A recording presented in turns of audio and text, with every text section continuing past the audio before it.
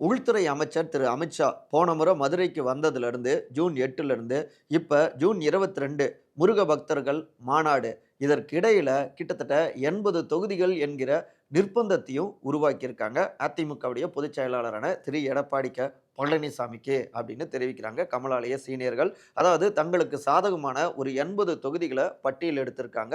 அங்க இப்ப இருந்தே தீவிரமாக களப்பணியையும் தொடங்கியிருக்காங்க. உதாரணத்துக்கு சொல்லணும்னா சவுத்துல கன்னியாகுமரி, திருநெல்வேலி, ராமநாதபுரம், சென்னையில ஒரு 4 தொகுதிகள், இங்க மேற்கு மண்டலத்தில கோவை தெற்கு, அப்புறம் மொடக்குறிச்சி, ஈரோட்ல இப்படி இன்னொரு பக்கம் தேனி, போடி அப்படின்னு ராமநாதபுரம் இப்படி பல தொகுதிகள பட்டியல் எடுத்து, அந்த பட்டியல டெல்லியுடைய கவனத்துக்கும் கொண்டு போயிட்டு, அங்கருந்து எம்ஜிஆர் மாளிகைக்கும் அனுப்பி வைக்க இருக்காங்க.